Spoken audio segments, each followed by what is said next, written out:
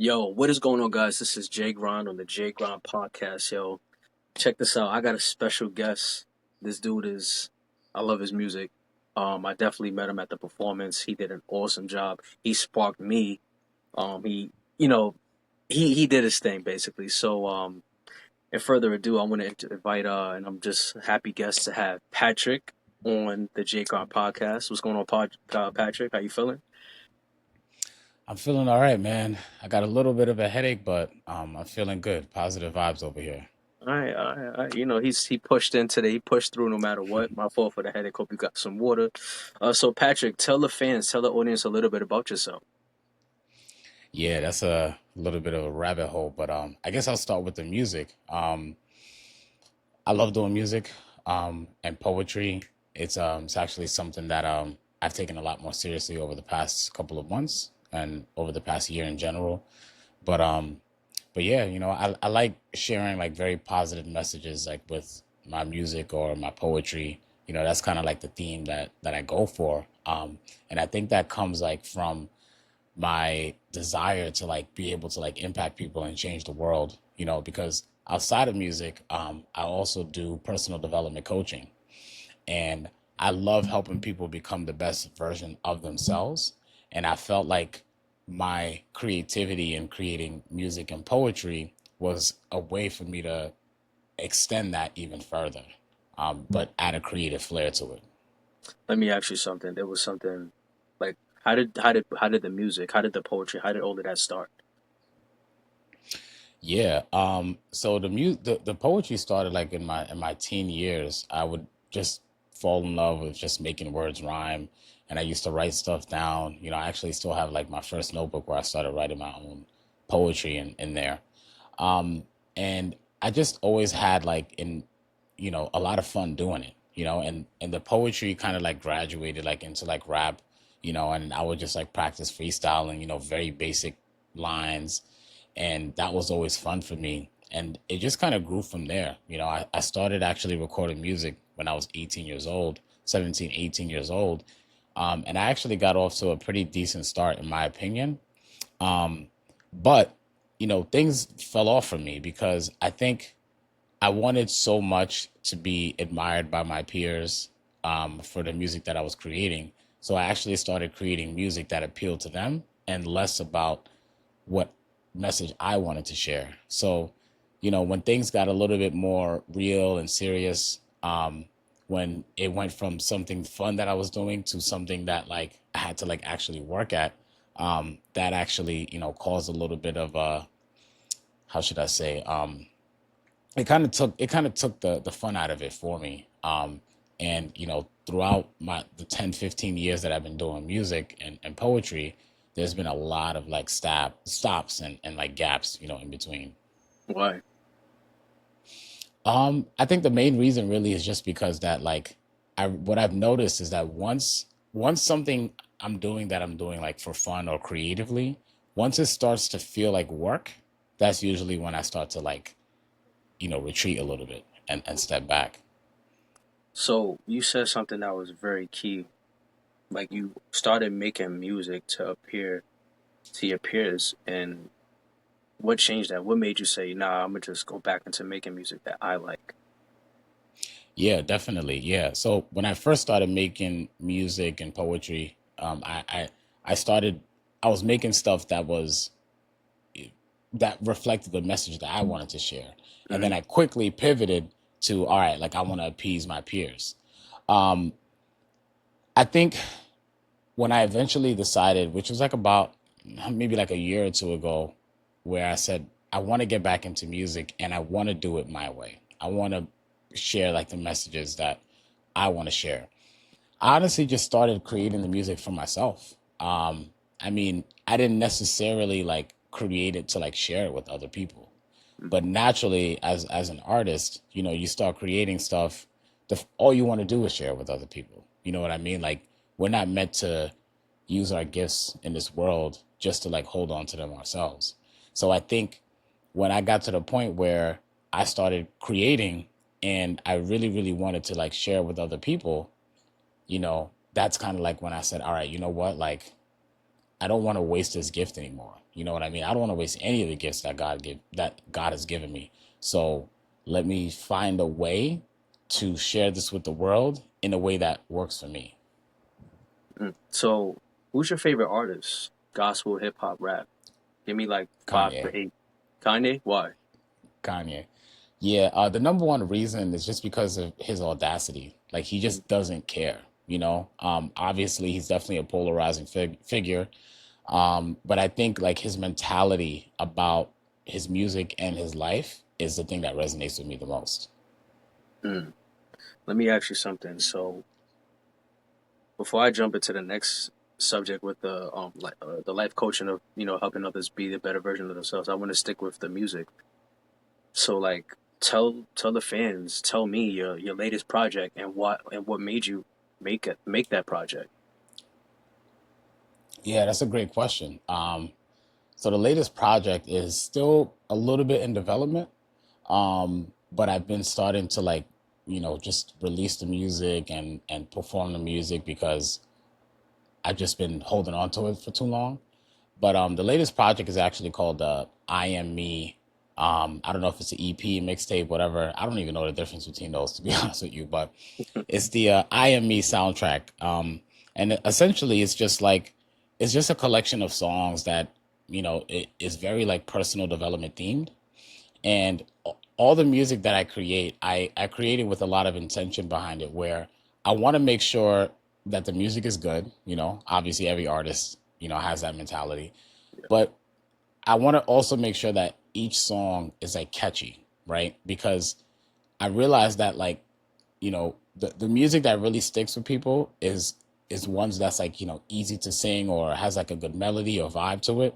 So I try to like create music that's very, very catchy, but also is like promoting like a very positive message. So the I Am Me soundtrack is just a collection of different themes. Like I have a song called I Am Me, like was just talking about like being accepting of yourself, being authentic to yourself and whatnot. I have another song called Do My Thing, which is just do your thing. You know what I mean? Like just go out there, do your thing, forget about everybody else and how they do things, stop trying to fit in, etc., etc. I have another song called A Little Hotter, where it's all about like just raising your game, like bringing yourself to like the next level. I have another song called Set Your Intention, where it's all about like actually, setting your intention and getting clear on like what's important for you and what you want to do and how you want to navigate your life. And the other songs, they're still a work in progress, but what I'm actually doing is I'm actually trying to create a collection of songs that have like levels to it. So there's like a beginning level song, and then there's like kind of like an end level song. So those I'm targeting about like 7 songs. So that there'll be like about like a 7-step process to like the personal development. So it's something that I'm still working on, but the premise behind it is each song is going to be essentially kind of like a step, and I'm going to create like a workshop series behind the music where I'm going to be teaching the theme. So like for instance, like with I Am Me, I will have a session where we're literally just talking about like what does it mean to like be authentic? What does it mean to like be accepting of yourself, right? What does it mean to like, understand like your actual purpose and kind of focus on that theme and have those discussions and do the work with those participants, use the song as a way to kind of like reinforce that message. And then we move on to the next song, which is the next step. It's like, all right, now that you understand yourself, now let's set your intention, right? Like what are your intentions like for your life? What are some things that you want to do? What's the vision that you have? Like what's your actual purpose, right? So setting your intention, then it's like do my thing, right? All right, now that you set your intention, now just go do your thing. So I'm not going to go through every step, but essentially that's kind of like how I'm creating a project where each song is like a step in the workshop, and I'm going to be using the songs as a way to kind of like guide the workshop and also reinforce each message inside of the song. Yo, that's dope. The dopest thing is just like you have a purpose and an intention. I think this generation, this era, just doesn't have that. I think a lot of people are chasing the money. Um, and I'm just guys. Guys, so where can they find you? Tell them your social media where they can find you, where they can reach you for collaborations, for to hear your craft. I should tell them. Yeah, definitely. So the main platform that I'm on is on Instagram at Thinkwhys, ThinkWhys, and the Y's always trips people up because they're thinking WISE when it's WHYS. And the reason I created that name, that's actually like the brand that I created as well. Where I do, anything related to like my music or anything related to like, my coaching is under that brand. And the whys is a play on words. It's like thinking why, or, thinking like about like your purpose, but also thinking wisely, right? Thinking with wisdom and experience. But yeah, that's the main platform on Instagram. I'm definitely, looking to expand, the other platforms that I'm on. I think, for me right now, just kind of getting in the mode of like just creating the content, and just staying consistent with the stuff that I'm working on before I start like spreading myself too thin against like multiple platforms. So that stuff is kind of like the behind the scenes stuff that I feel like people don't talk about that much. It's like being a creative and kind of like having all of this talent is matching that like with like the business side of things can be a little bit challenging, but that's just part of the business. So I'm glad you spoke on that because now I get to shift. It's flowing perfectly. So you're a coach, right? To promote people to be Yes. better versions of themselves. So when did you come to that realization of that being your purpose? Yeah, I think it's always been inside me. I think that I started working when I was young, when I was like 14, and I was an after school counselor for kids. And I used to like for 3 hours just help them with homework. Go do recess with them. Um, just essentially kind of like be um, their caretaker, but also like their like mentor at the same time. And I've realized like at a young age that I just loved teaching. I love teaching. I love helping anybody, whether it was a kid or a peer or anyone that needed help, helping them solve problems. And I realized that the way that I helped people solve problems wasn't necessarily just like, here's a solution. It was, I realized that I needed to help. I enjoyed helping people work through what they needed to get to. So, for instance, right, if I was a store manager at a company called Radio Shack, which most people probably don't know. Yeah, that's crazy. But we used to sell, huh? No, I'm saying yeah, that's crazy. That's old.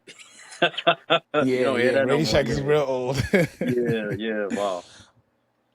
um, so this is a good example because it'll just kind of help me stay on track. But when I was a manager at Radio Shack, part of my goal was to help develop the sales associates that was on my team, right?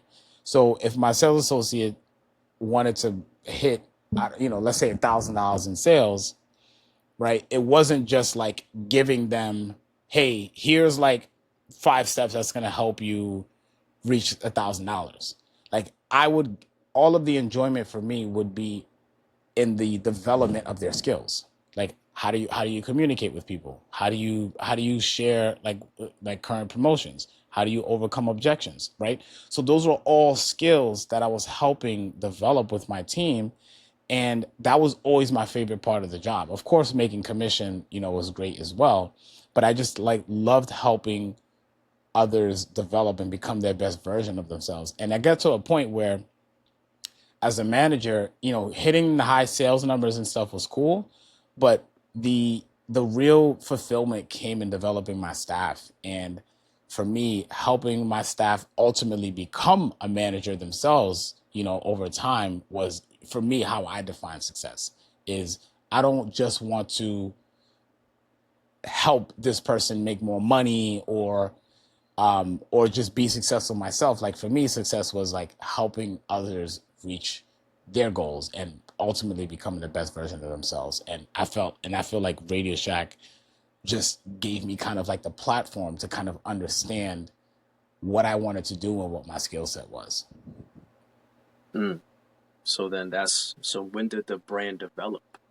When did the coaching develop? Since you already had these attributes, when did you develop your own company?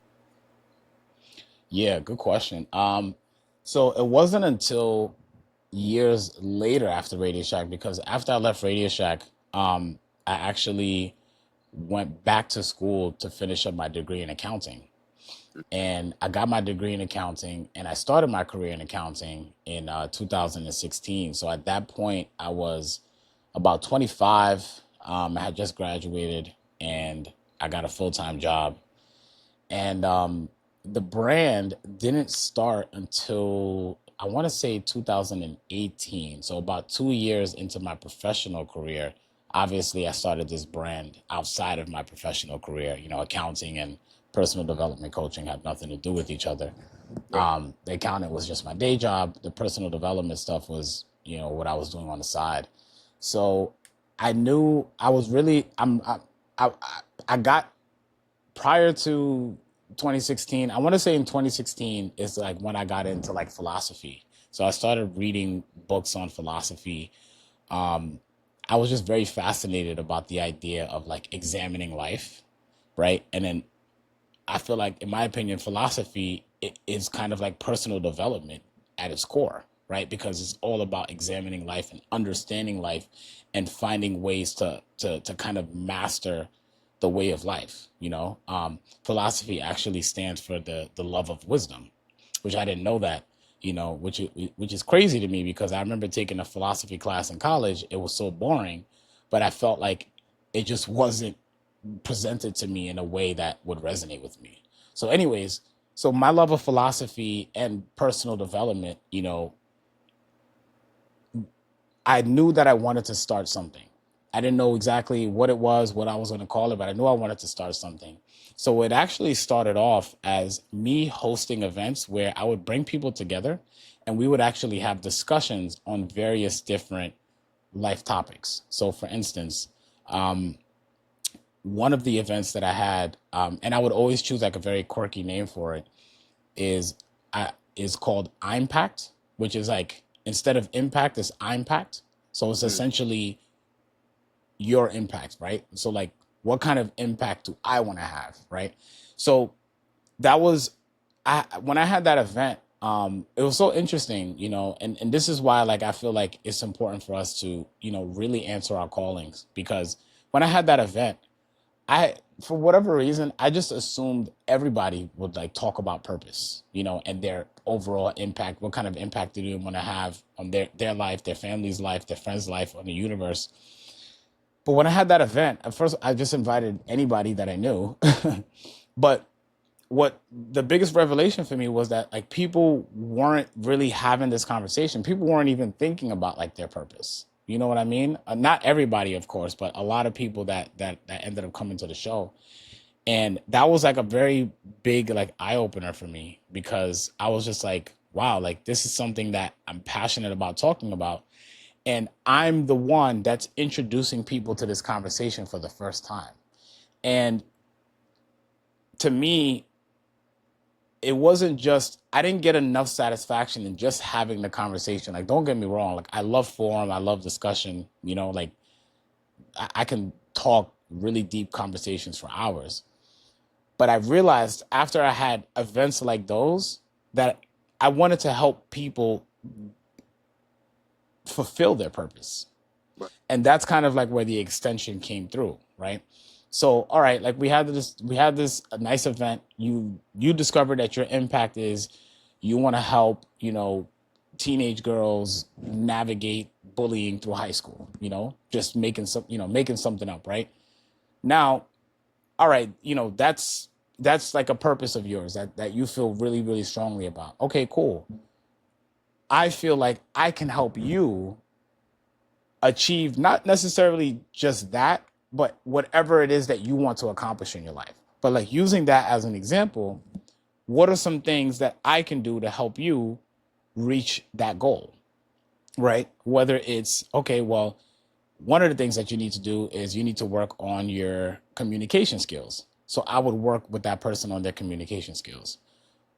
A lot of what I would do is focus on the mindset, because I felt like a lot of people, what they want to achieve is a direct reflection of their mindset, right? Is if they're able to shift their mindset in a way that serves the purpose that they're looking to achieve, then they're able to gain access to tools and habits that are going to ultimately help them be successful in whatever it is that they do. And that's kind of like where like the coaching came in. It's like, we're having these conversations. I don't want this to just be a good conversation. I want more than that for you. I want more than that for us. Is how do we take the conversation that we're having and how do we bring that to life? And I felt like that's where like the coaching started for me. Well, and now, how long you have the business going? So I officially so I started it in 2018, and I've had events off and on. I definitely, was impacted by the pandemic, just my personal well-being and, the commitment to the brand and figuring, everything was in person for me. So when, the virtual stuff, I'm not gonna lie, I tried to pivot it to virtual, and I had some success doing it virtual, but virtual just really wasn't the way that I wanted to deliver what I wanted to do. But started in 2018, so I've had some ups and downs. I've had like some periods of just quietness. I finally got it incorporated in 2022. So Thinkwhys LLC is a real thing, and I probably got to pay like some fees this year. Just thinking about it right now. You know how you Yeah, know you how the got. government is. They want their piece, man. Yeah, yeah, yeah. So So no, go ahead, no, sir. go ahead, go ahead. No, you were No, finishing. yeah. Go ahead. I got it officially incorporated then, and now there's been a little bit more like, all right, like making sure that I'm tracking my expenses. Any revenue that I generate, through the business, I'm doing it like through the business and not just personally, moving it from a hobby to a business. In 2022, and there's still more work to do. There's still more work to do, and I think that right now where I'm at is I'm trying to focus on continue doing and allowing the what's necessary to kind of happen simultaneously. Because what was happening was I wasn't doing because I knew that I needed all of the logistical stuff to be done and figured out. And I'm just like, nah, man, I just got to keep going, and I just have to trust that those things are gonna that I just have to trust that I'm gonna get those things done, and the people that I need to align with are gonna show up, and ultimately this is really about me being committed to the purpose that I'm serving, right? Like the business stuff is important, right? And I don't want to lose sight of the business potential that I have with the stuff that I'm working on. But for me, it's important that I just continue to make it about like the purpose that I'm serving. And, you know, some people may not agree with that because they're just like, man, like you got to monetize. And it's not to say that I don't plan to monetize, or, I do. And I know I can monetize. But I think for me, similar to like what happened to me back in the days, is I need to make it about the people and the purpose that I'm serving. And I just trust that everything else is going to fall into place over time. So let me ask you something. What's the what's the pros and cons into owning a business, owning a brand? Yeah.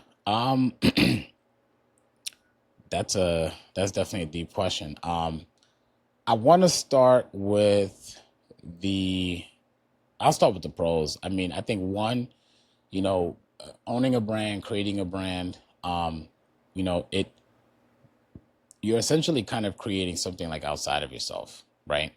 Because when you create a brand, especially if you create a powerful brand, you can create something that like outlives you, right? And something that people can like connect with and resonate with, that is not necessarily associated like with the person.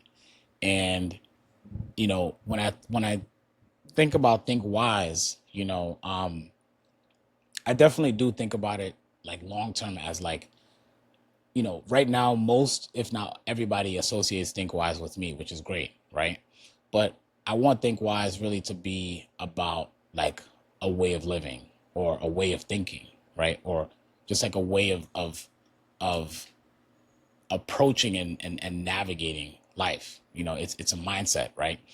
And I think that's like part of the pros is creating this brand can really help people identify with a way of being that's going to help them serve the purpose that they want to serve, right?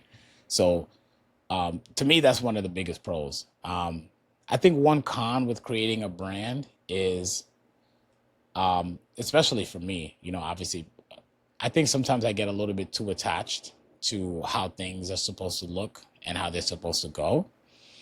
And I think sometimes like when you start something, by the time like the way that things develop is not the way that you plan. Like, like when I started Thinkwise, for example, I just wanted to have conversation and forum. And very quickly I was just like, nah, like I gotta do coaching. Like, and I wanted to do it and everyone was asking me to do it. You know what I mean?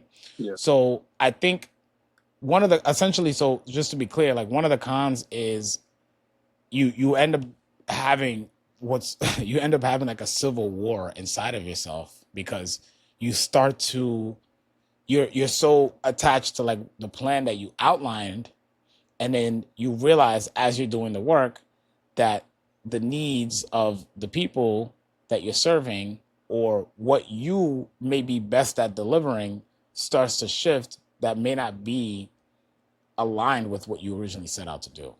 And overcoming that battle is can be tough, but it is rewarding in the long run. What do you tell someone? What do you tell a young person who's in the same field as you, that's trying to start out, trying to start a business, has different talents, and they just don't know what to do? What do you tell them? What are three things you would tell them? Yeah, thanks for that. Number one is just start. And what does that mean? Like, oh, if you want to start a business, right, just start. Like, what does that mean?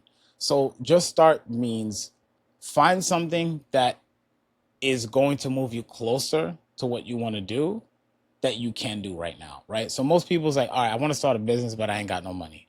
Okay, well, that's fine, but that's not going to stop you from creating a business plan, right? You can do that right now for free, right? There's templates online that you can find to create a business plan, free resources online that you can do that with. There's also like government assistance, but you can actually get like a business coach. If you look up the county or the city that you live in, you can actually find like government funded business coaches that can help you, you know, get clear and essentially consult you on your business, right? You can start writing down creative ideas. You can start writing down like, okay, the type of customers that you want to have, right? You can start practicing whatever service or product you're going to be selling, master that, right? So if it's a product, learn more about the product and what it takes to develop. If it's a service, continue getting better at your craft. So for instance, right, let's say somebody wanted to do coaching, for example. Practice coaching. Offer free coaching to people. Ask people like, hey, can I coach on you for free, right? I want to practice. Is that okay? Learn about coaching. Read about coaching, right? So there's so many different things, right? That's what I say, like, when it comes to just start, like, keep finding ways that's going to move closer to the needle. Because even if you're starting out with zero money, once you start to get good at whatever it is that you do, you're going to be able to start commanding money for it. Even if, especially if it's a service-based business. If it's a service-based business, there's really like no excuse, to not just get started and continue sharpening your craft, right? If it's a product-based business, it's a little bit different, right? You'll need hard costs, for that. But again, like, you know, focus on what you can do and not what you can't do, right? So if it's a product based business, you can learn about products as much, like, for free, right? Go online, read books, go to free networking events, whatever it is, like, just find ways to just get started. So that's tip number one. It was a little bit lengthy, but that's tip number one. I say tip number two is find community. Find individuals up and down the ladder. So what do I mean by that? Like, find individuals who are just getting started, who are in the middle of their journey, people who've reached the mountaintop. Connect with those individuals. It doesn't even have to be in person. Find those people online, find them on social media, find them on YouTube. Like, follow these people, see how they're doing it. You don't have to do it exactly like them, but you can at least see a glimpse of what you want to develop and how you want to create something that you're working on. And then start to, like, find a community, go to the free networking events. And then, depending on your financial situation, pay to go to the networking events, right? Because the people that are paying to be at these networking events, they're going to be a bit more seasoned and a bit more serious about whatever it is that they're doing, whether it's a product or whether it's a service or whatever the case is. But regardless of where you're at, go find that community to be in, right? And then as you're in that community, make sure as you continue to level up in that community, you start to mentor those that come behind you, right? Because in order for the community to keep growing, and in order for you to become the best version of yourself, you do need to become a mentor. And the beautiful thing about being a mentor is not only are you giving back to a mentee, but it's helping you master whatever it is that you're doing. Until you start to teach what it is that you do, you cannot become a master. That's actually the last step of mastery. So tip number two is community. And tip number three is I'm just gonna, like, focus on the craft. Like, whatever it is, like, become a master at it. That doesn't mean that you're gonna be perfect at it, but you're going to keep refining and keep getting better at whatever it is that you do. If it's a service-based business, you want to do it, like, as much as you can. Like, do it all the time. Go to workshops, give free workshops if you're able to. Go to networking events, go to seminars, whatever it is, just keep getting better at whatever it is that you do, and stay up to date. And I'll even say, for me, I know that AI is, like, a tool that is literally, over every day, is just getting better and better and better. If AI can, like, kind of enhance, like, what you're doing, like, stay up to date with the technology. It's really going to be the ones who are using the latest and greatest resources and tools out there who are going to be able to stay, who are going to be able to stay and be successful in whatever endeavors that they decide to go in. So tip number one is just start. Tip number two is community. And tip number three is master your craft. Keep mastering your craft. Nice, nice, nice. All right. Where can the audience, where can the fans find you again? Once again, where can they get coaching? Where can they hear your music? Where can they find you overall? Just give another shout out for your stuff, for your brand. Yeah, definitely. I think the best place would be Instagram at Thinkwhys, ThinkWhys. Again, that's Thinkwhys, ThinkWhys. Outside of that, if for those who are not social media savvy, you can just reach out to my email directly, patrick@thinkwhys.com. And, I'll respond to you there.